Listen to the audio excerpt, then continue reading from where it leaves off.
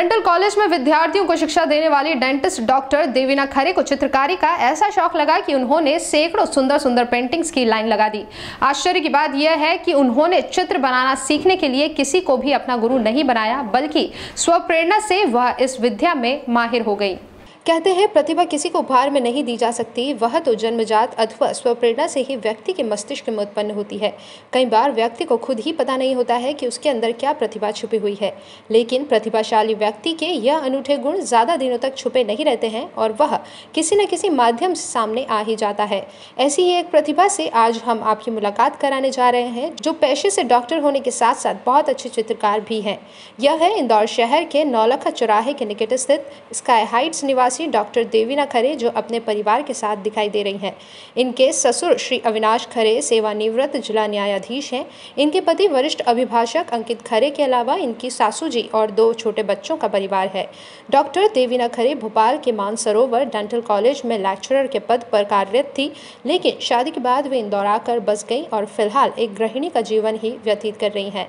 Doctor Devina ने पहले यूं ही टाइम पास करने के लिए उद्देश्य से कुछ कागजों पर विभिन्न कलाकृतियां बनाना शुरू किया। फिर धीरे धीरे उनका यह शौक बढ़ता गया और वह एक बेहतर चित्रकार के रूप में उभर कर सामने आ गई। वह बताती हैं कि पिछले 2 सालों में 8 से 10 प्रकार की चित्रकारी उन्होंने बनाना सीखी है, जिनमें प्रमुख रूप से dot painting art, mandala art, dot Mandla art, Madhubani art, Kalamkari art, doodling art, Warli art, wall painting सहित अन्य विद्या में खूबसूरत चित्र बनाने आरंभ कर दिए।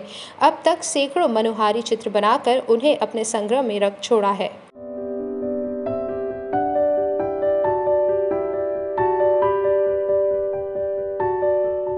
इसी को लेकर दोपहर न्यूज की टीम ने उनसे मुलाकात कर उनके साथ अनुभव साझा किए।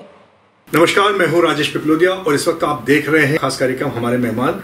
तो आज के हमारे मेहमान हैं डॉक्टर देवीना खरे जी, जो कि एक डॉक्टर के पैसे से तो जुड़ी हुई है ही, साथ ही ये आर्ट जो इनके साथ में है, जो स्व प्रेरणा से इन्होंने किया है, बहुत ही अच्छी सुंदर चित्रकारी यह दिखाते हैं, करते हैं।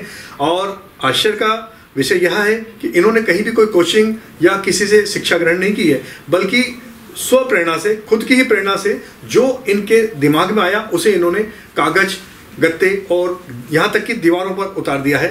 डॉक्टर साहब, सबसे पहले आपका स्वागत है हमारे स्मार्ट खबर पर। हम जानना चाहेंगे कि ये जो आप आर्ट है, ये आप कितनी तरह की पेंटिंग बनाते हैं? ये मैं 6 से 7 तरह की पेंटिंग्स बना चुकी हूँ अभी तक, और आगे और नई नई पेंटिंग बनाने की इच्छा रखती हूँ। जैसे कि कुछ पेंटिंग्स के नाम मैं आपको बता देती हूँ, जैसे dot Mandla art, Warli art, अपनी डूडलिंग जो नॉर्मली स्केच किया जाता है उसको डूडलिंग कहा जाता है, और कलमकारी आर्ट।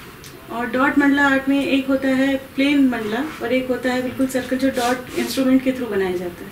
अच्छा, ये जो आपने चित्रकारी, कलाकारी, जो आर्ट आप प्रदर्शित किया है, इसे आपने कहीं से सीखा नहीं, खुद की ही प्रेरणा से बता रहे, तो आपको ये प्रेरणा आई कहाँ से?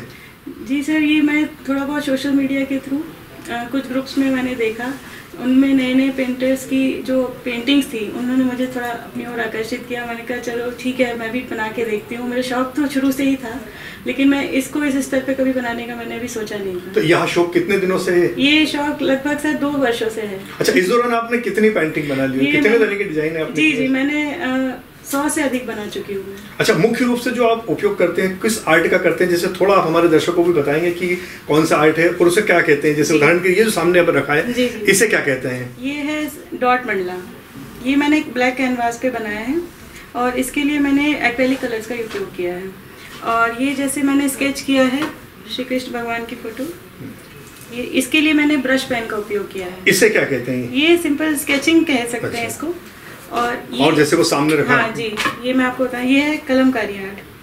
जी, इसमें क्या इसकी विशेषता रहती है कि इसका बैकग्राउंड जो भी रहता है वो कलरफुल रहता है, और जो इसके फूल रहते हैं वो अपन इसको बिल्कुल ही लाइट शेड या वाइट कह लीजिए ही बनाते हैं, और बैकग्राउंड कलरफुल बनाने से ये उभर के आता है। और ये भी एक प्रकार का डॉट मंडला है। अच्छा, इसमें किस ये जो कलर्स दिख रहे हैं, ये कलर्स वाकई में क्या क्या ऑयल पेंट के हैं या नेचुरल कलर हैं, या आप तैयार करते हैं कि बाजारों में मिलते हैं? नहीं, जो बाजारों में उपलब्ध है मैं उन्हीं से बनाती हूँ। अच्छा। जी, तो ये जो आपने बनाए हैं, ये कितने दिनों तक सुरक्षित रह सकते हैं? ये इनके ऊपर अपन वार्निश की लेयर एक लगा देते हैं, एक्रेलिक वार्निश भी अवेलेबल रहते हैं, तो ये हम सालों साल इनको बचा के रख सकते हैं। और इसके अलावा कुछ सामने भी कुछ पेंटिंग से जो काफी छोटी मतलब उसे बारीक कारीगरी दिख रही है। ये मैंने ब्लैक पेपर पे, ब्लैक A4 शीट पे, ये वाइट जेल पेन से ये मंडला बनाया है।